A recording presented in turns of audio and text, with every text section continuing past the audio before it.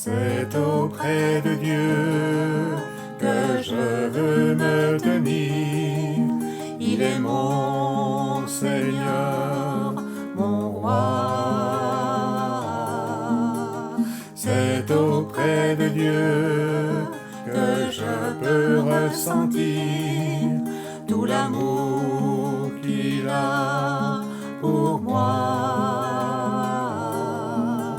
C'est auprès de Dieu que je voudrais grandir, entendre le son de sa voix. Je viens devant le trône, par ta grâce je me tiens, en ta présence je lève les cieux vers le lieu saint, pour contempler ta face, je veux rester près de toi. C'est auprès de Dieu que je veux me tenir, il est mon Seigneur, mon roi. C'est auprès de Dieu que je peux ressentir tout l'amour qu'il a pour moi. C'est auprès de Dieu que je voudrais grandir, entendre le son de sa voix. Je viens devant le trône, par ta grâce je me tiens, en ta présence je lève les yeux vers le lieu saint, pour contempler ta face, je veux rester près de toi. Bonjour frères et sœurs, j'aimerais vous parler aujourd'hui d'un sujet important, des bêtises. Vous savez, il y a des grosses bêtises dans la vie, parfois, quand l'on souhaite ne pas avoir commis. Grosses bêtises à éviter. Et on est piégé par des mots comme attrape, on s'est fait attraper, on s'est fait avoir. Ou alors on s'est fait avoir par une imitation, ça semblait être vrai, authentique et c'était faux. Parfois aussi, on a des copies, ça ressemble, mais ça n'est pas. Il y a aussi dans la chrétienté des gens qui ressemblent à des chrétiens. On dirait des vrais chrétiens et pourtant, en fin de compte, ils ne le sont pas. Il leur manque quelque chose, ou quelque chose leur a échappé. Que s'est-il donc passé? Un jour, j'étais au marché avec mon épouse, à Mons, et quelqu'un devant une échoppe vient vers moi et me dit « Ah, monsieur, j'ai des superbes ceintures. » Effectivement, son échoppe, c'était que des ceintures. Et moi, j'aime bien les ceintures, elles sont toujours très belles.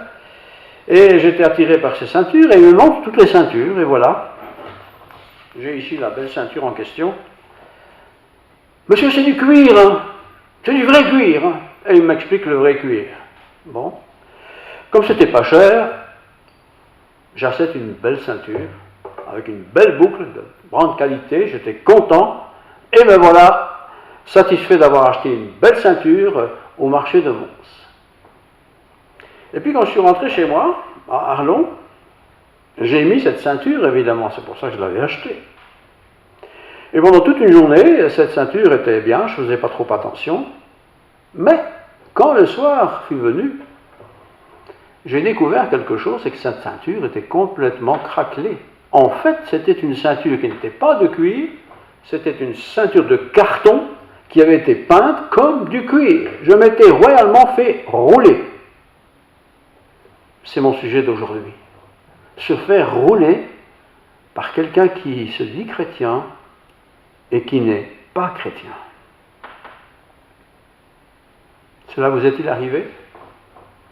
D'être trompé? Dieu ne se laisse pas tromper, parce que Dieu connaît nos cœurs. Mais nous, parfois, Oui, on peut se laisser évidemment tromper.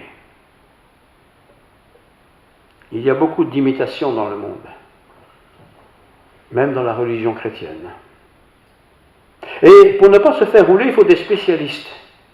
Il y a des spécialistes de tout, il y a des spécialistes qui vérifient l'authenticité de quelque chose. Je n'ai pas envie de me faire attraper. Personne n'a envie de se faire avoir. Et quelque part, dans le monde des croyants, des chrétiens en particulier, bien des gens ont été roulés par des chrétiens.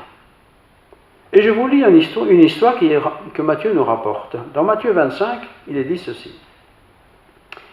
Alors le royaume des cieux sera semblable à 10 vierges qui, ayant pris leur lampe, allèrent à la rencontre de l'époux. 5 d'entre elles étaient folles et 5 étaient sages. Les folles, en prenant leur lampe, ne prirent point d'huile avec elles, mais les sages prirent avec leur lampe de l'huile dans des vases. Comme l'épouse tardait, toutes s'assoupirent et s'endormirent. Au milieu de la nuit, on cria « Voici l'époux, allez à sa rencontre !» Alors toutes ces vierges se réveillèrent et préparèrent leurs lampes. Les folles dirent aux sages « Donnez-nous de votre huile, car nos lampes s'éteignent. » Les sages répondirent « Non, il n'y en aurait pas assez pour nous et pour vous. Allez plutôt chez ceux qui en vendent et achetez-en pour vous. » Pendant qu'elles allaient en acheter, l'époux arriva. Celles qui étaient prêtes entrèrent avec lui dans la salle des noces, et la porte fut fermée. Plus tard, les autres vierges vinrent et dirent « Seigneur, Seigneur, ouvre-nous » Mais il répondit « Je vous le dis en vérité, je ne vous connais pas. Veillez donc, puisque vous ne savez ni le jour ni l'heure. » 5 vierges, 5 jeunes filles, qui ressemblaient en toutes choses à ces filles sages. 5 folles, 5 sages.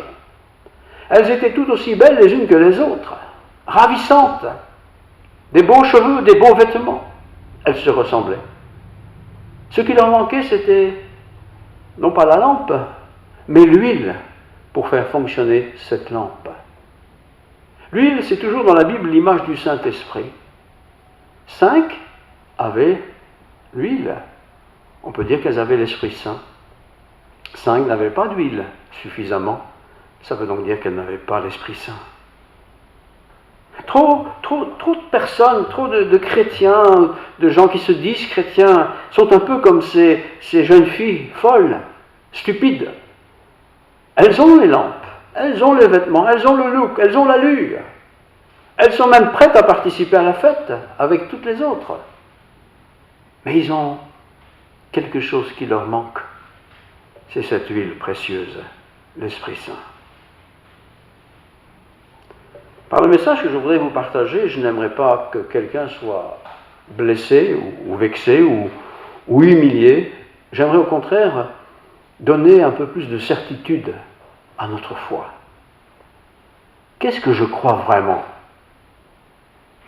Est-ce que j'ai une certaine croyance chrétienne ? Ou est-ce que je crois ce que la parole de Dieu déclare ? Je vous lis ceci dans l'épître des Hébreux au chapitre 10, versets 10 à 14.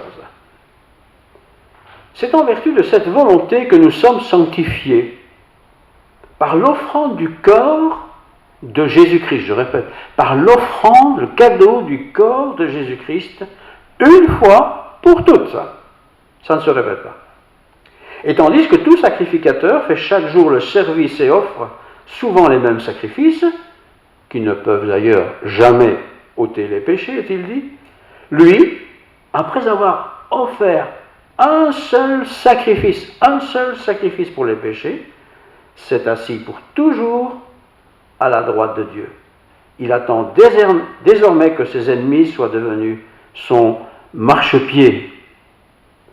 Car par une seule offrande, il a amené à la perfection pour toujours ceux qui sont sanctifiés. Ce que j'aimerais, à la fin de cette prédication, que vous compreniez bien, que vous saisissiez bien et que vous viviez bien cette certitude absolue, cette certitude de savoir que vous êtes enfant de Dieu. Si vous êtes simplement christianisé, ce sera difficile. Si vous êtes comme monsieur et madame tout le monde, ce sera tout aussi difficile. Il y a quelque chose qui doit être comme garanti. Vous comme moi, sans doute, surtout si vous allez à l'église et que vous connaissez des chrétiens, vous avez été, vous serez de toute façon, un jour ou l'autre, déçus en voyant des gens qui avaient l'air d'être des chrétiens. Ils faisaient ce que l'on attend d'un chrétien, ils parlaient comme un chrétien. Vous serez déçus parce que tout d'un coup, ces personnes ne vont plus à l'église. C'est un symptôme important. Ils commencent à dire des bêtises sur les choses de l'église. Ils critiquent les gens qui vont à l'église. Pour eux, la Bible, c'est à prendre avec des pincettes. Oui, c'était bien, j'ai bien travaillé à l'église, mais j'ai jamais été récompensé. Faites attention quand vous entendez des gens parler comme ça. Ils sont peut-être sur une voie descendante, une voie qui s'éloigne de la présence de Dieu. Oubliez l'œuvre du Christ au Golgotha, cette œuvre qu'il a fait une fois pour toutes, c'est forcément un grand danger. C'est un grand danger encore quand on renie ou qu'on trouve que cette œuvre du Christ n'est pas en elle-même suffisante. On est en grand danger. La croix de Golgotha est pour certains, oui, ça s'est arrivé évidemment, mais il y a beaucoup de gens qui ont été crucifiés. Oui, mais Christ n'a pas seulement été crucifié, vous le savez, il est ressuscité, oui, mais on n'a jamais su prouver vraiment, on n'a pas de preuves. Vous voyez, vous êtes dans une situation très dangereuse si vous pensez comme cela. Certains se disent toujours chrétiens, et pourtant ils renient ces choses fondamentales. Dans l'épître de Jean, chapitre 1, première épître de Jean, chapitre 2, versets 19 à 20, il est écrit: « Ils sont sortis du milieu de nous, mais ils n'étaient pas des nôtres, car s'ils avaient été des nôtres, ils seraient demeurés avec nous. Mais cela leur est arrivé afin qu'il soit manifeste que tous ne sont pas des nôtres.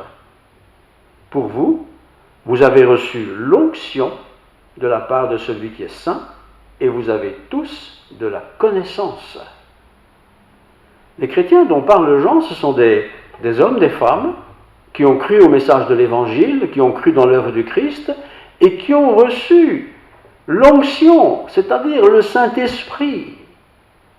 C'est un don, le Saint-Esprit. Ça ne s'achète pas, ça ne se vend pas, ça ne se monnaie pas, ça se reçoit. Mais ça ne s'impose pas non plus. Les 5 vierges folles avaient bien des lampes, un tout petit peu d'huile dedans sans doute, mais ils n'avaient pas une plénitude de l'esprit. Combien de chrétiens aujourd'hui vivent un peu comme ça, sur des réserves, sur des raisons, sur du raisonnement, sur une certaine sympathie envers le christianisme.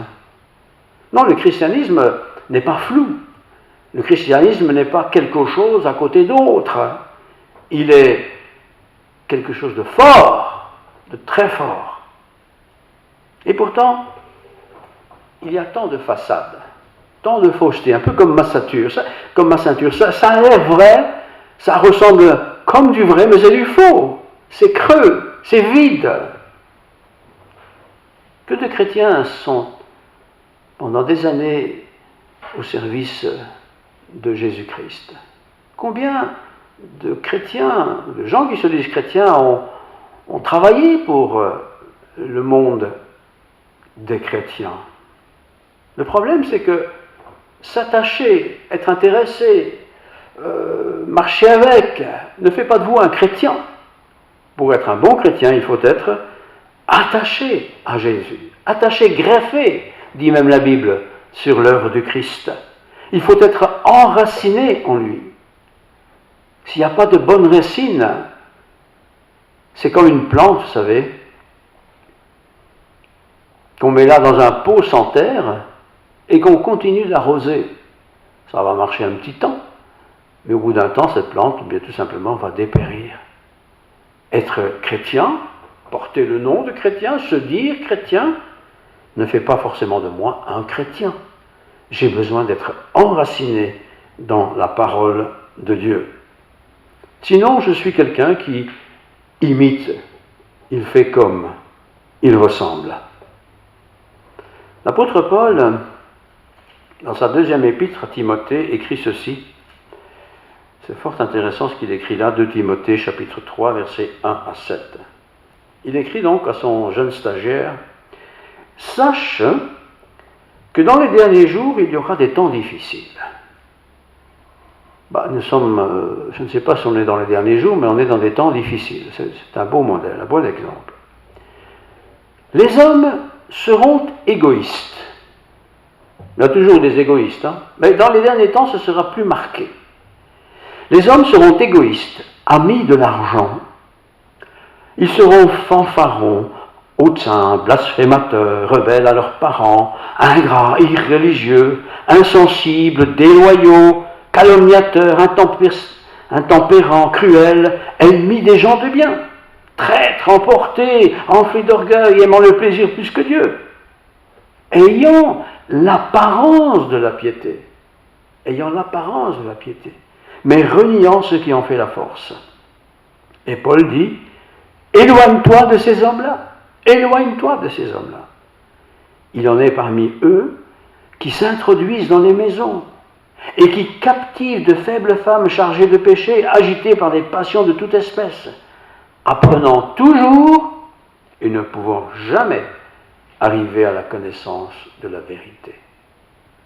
Il y a toujours eu des gens qui ont fait l'hypocrite, qui étaient hypocrites.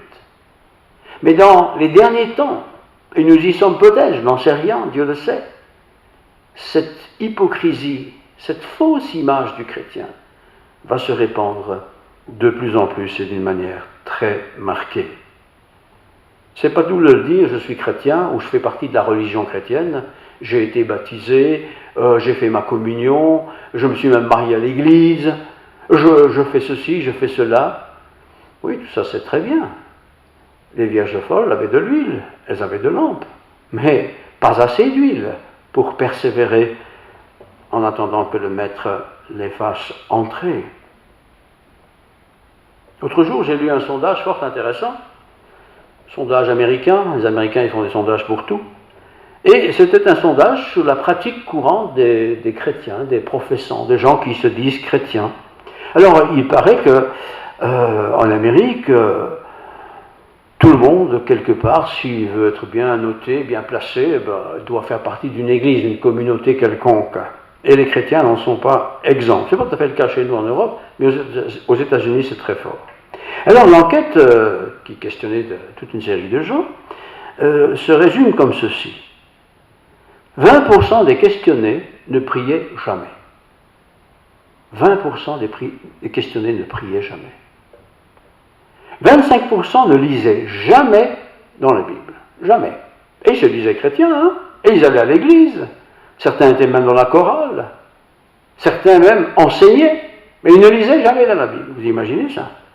30% n'allaient même jamais à l'église, ou ne vont jamais à l'église. 40% ne font aucun don pour l'œuvre de l'église dans laquelle ils sont inscrits. 40%. 4 sur 10. 60% n'assistent même jamais à une réunion d'études bibliques. Jamais. Incroyable ça. 70% ne donnent jamais d'argent pour la mission. Jamais. Pourtant déductible des impôts. 80% ne vont jamais à une réunion de prière. 80% ne vont jamais à une réunion de prière. Et pourtant, si vous les questionnez, ils vous diront, nous sommes des chrétiens nés de nouveau. Born again. Born again. Qu'est-ce qui leur manque? Qu'est-ce qui ne va pas? Qu'est-ce qui ne va pas aussi chez nous? Pourquoi tant d'églises? Plutôt fermées d'ailleurs, ou rarement ouvertes. Rarement ouvertes parce qu'il n'y a personne, il n'y a plus personne. Pourtant c'était des églises bondées autrefois. Qu'est-ce qui s'est donc passé avec les années? Pourquoi si peu d'engouement? Pourquoi même Dans nos églises dites évangéliques, où nous sommes des gens engagés, généralement, il y a des places vides, des bancs vides, des familles qu'on ne voit plus. Qu'est-ce qui se passe? Alors bien sûr, lorsqu'on fait une visite de ces gens-là, qu'est-ce qu'ils vous disent? Ah ben, j'ai plus trop le temps, j'ai un nouveau travail, j'ai des enfants, ben, j'ai ceci, ou c'est la faute du mari, ou c'est la faute de la femme, c'est toujours la faute de quelqu'un. Mais le zèle qui devrait dévorer tous ceux qui aiment le Seigneur, quelque part, disparaît. Disparaît. Aux États-Unis, on pourrait dire, bah oui, c'est les États-Unis. Mais c'est la même chose chez nous. Le Seigneur Jésus a dit ceci, je vous lis, dans l'évangile de Matthieu, chapitre 7, versets 21 à 23. Ceux qui me disent « Seigneur, Seigneur », Seigneur, Seigneur, hein, n'entreront pas tous dans le royaume des cieux. Ils n'entreront pas tous dans la maison de notre histoire, du marié. Mais seulement celui qui fait la volonté de mon Père qui est dans les cieux. Ce n'est pas de faire la volonté du règlement intérieur d'une église, c'est faire la volonté de notre Père. Mais comment peut-on connaître la volonté du Père si on ne lit pas sa Bible, sa parole, si on n'en discute pas avec d'autres? Comment puis-je connaître la volonté de Dieu? Plusieurs me diront en ce jour-là, Seigneur, Seigneur, n'avons-nous pas prophétisé par ton nom? Vous imaginez, prophétiser. Être un prophète, c'est être un messager de Dieu.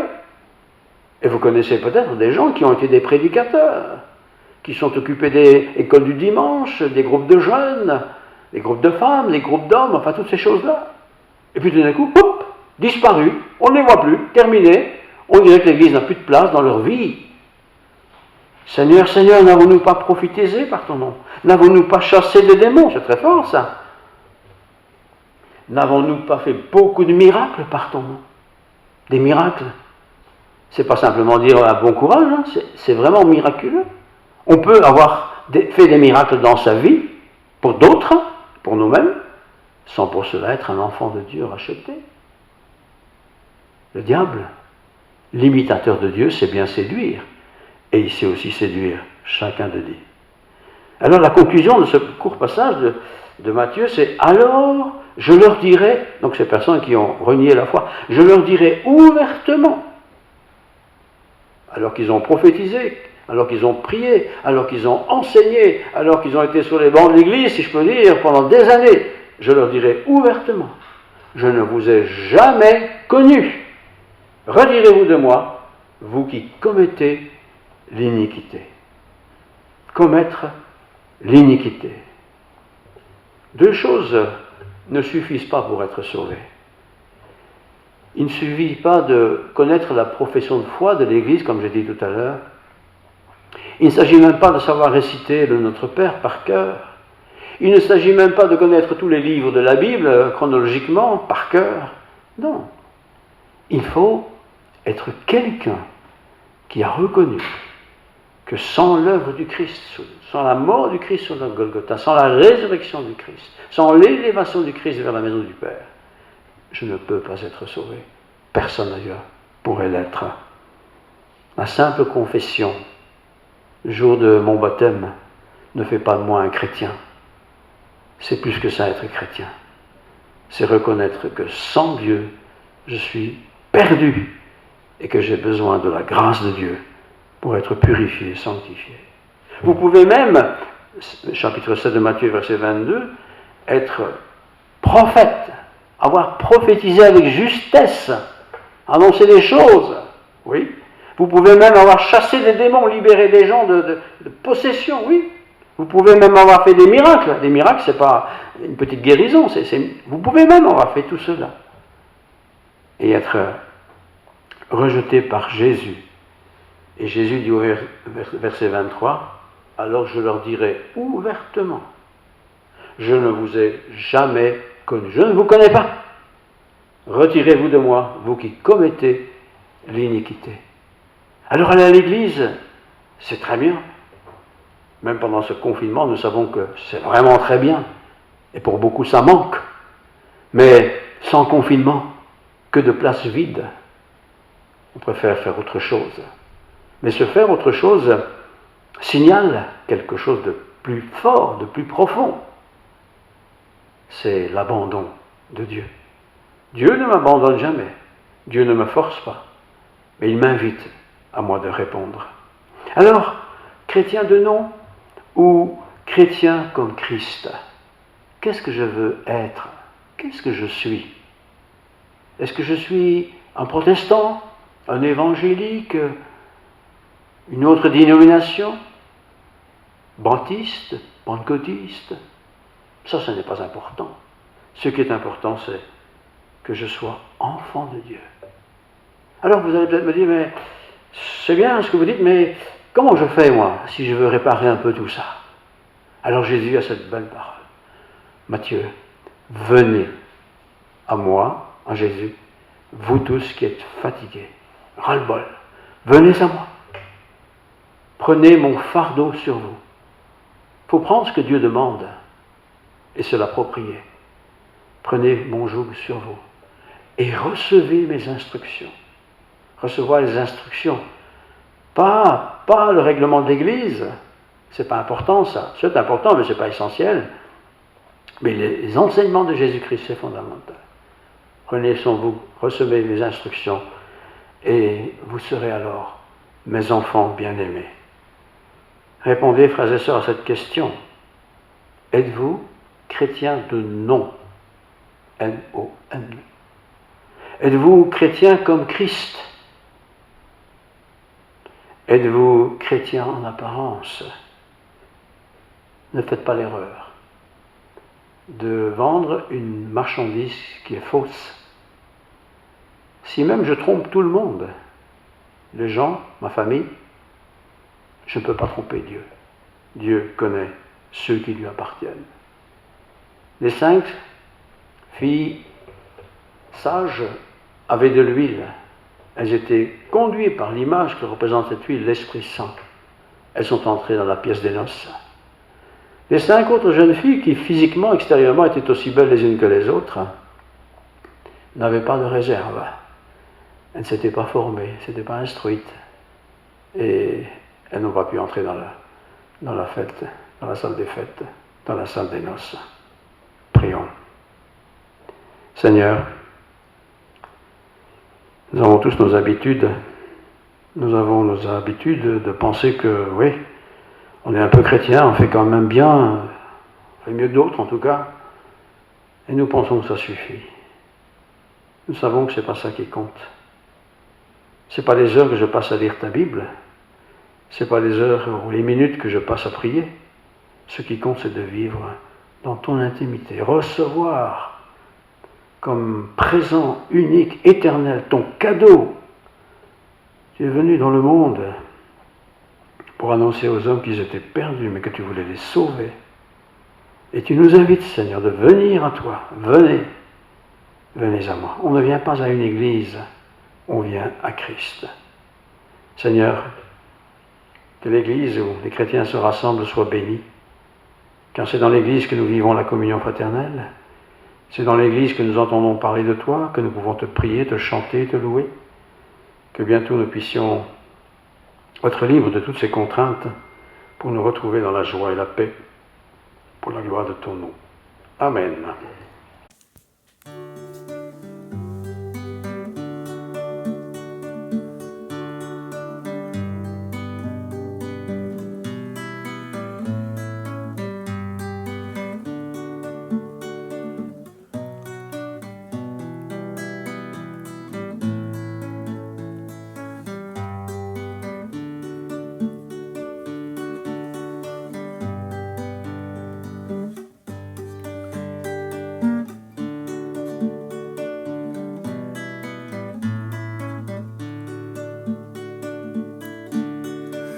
Tu es digne, grand Dieu de l'univers.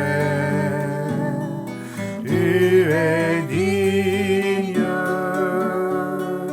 de recevoir la louange de tous tes rachetés.